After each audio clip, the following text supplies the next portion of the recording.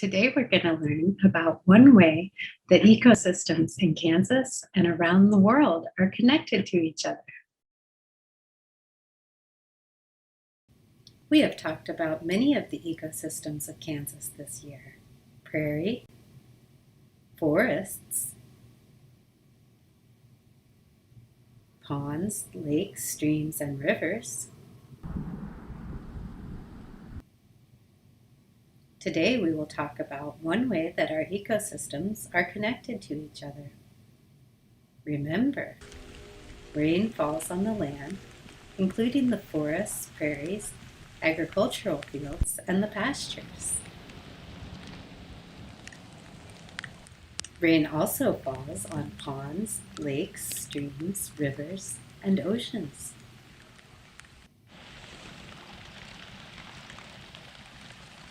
Sometimes water flows over land into ponds, lakes, streams, and rivers.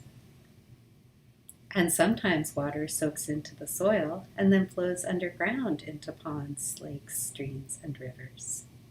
Sometimes water flows from rivers, streams, lakes, and ponds onto land. When lots of rain falls very quickly, or for many days, the water can rise and flood the land.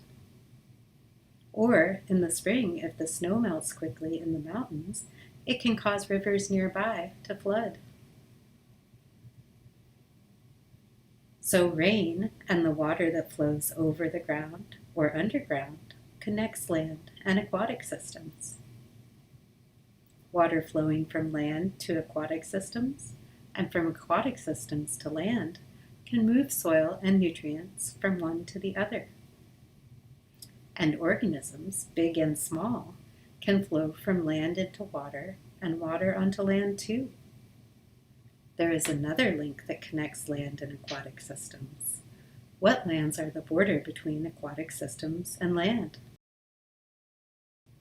Wetlands can be found all over the world, on the edges of streams, rivers, lakes, and ponds, and oceans. They filter out soils that might run into the ponds, lakes, streams, rivers, and oceans, and make the water murky.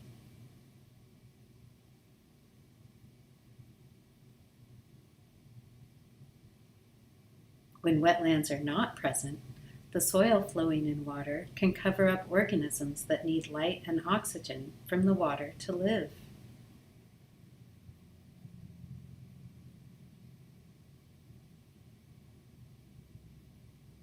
Wetlands also filter out excess nutrients.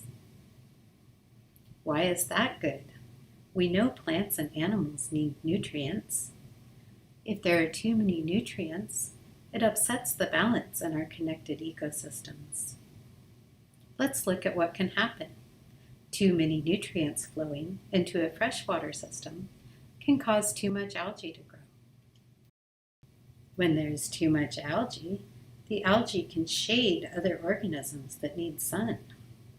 But there is an even bigger problem when the algae die. When algae die, the decomposers break down the algae. To do their work, they need oxygen. The decomposers use so much oxygen that the other organisms, which also need oxygen, like fish, snails, and tadpoles, don't have enough oxygen, so they die. It can be very sad to see.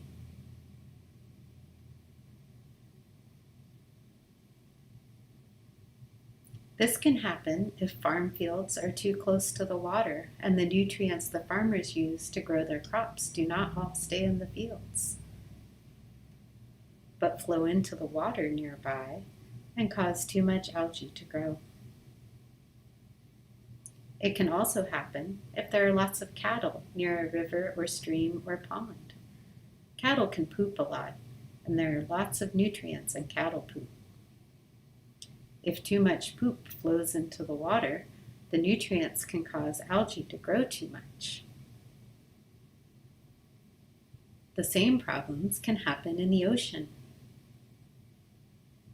If too many nutrients are carried in rivers down to the ocean, lots of algae grow. And when the decomposers break down the dead algae, the organisms die from lack of oxygen.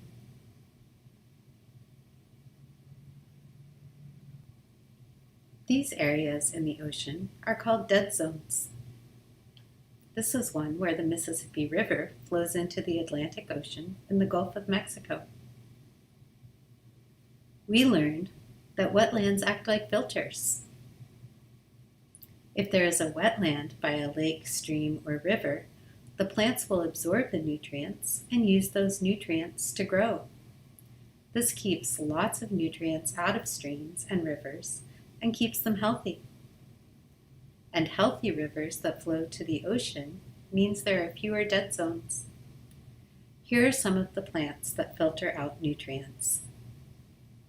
During heavy rains, if water is flowing too fast, the plants in wetlands can slow the water down so it can't move as far. That can reduce or stop flooding. Wetlands are very important and very beautiful. Amazing animals and plants depend upon wetlands.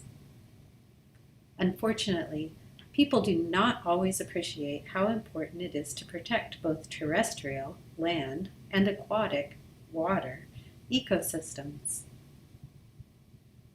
When the wetlands are destroyed to build cities or towns or to plant crops, the land is more vulnerable to flooding.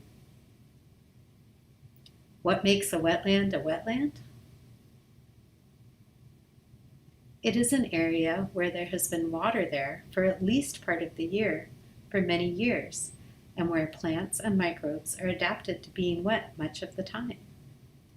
There are many organisms that are found in wetlands.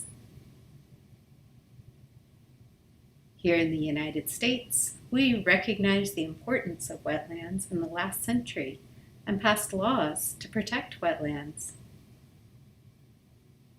When we protect our beautiful wetlands, they can protect us and land and the water that we depend upon. What links the ecosystems we have talked about this year?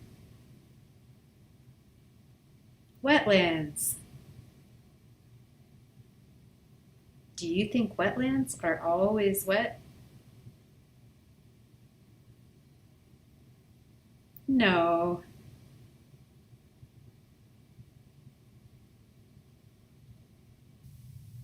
What are some ways that wetlands protect the land and the water? They act as filters and slow down water.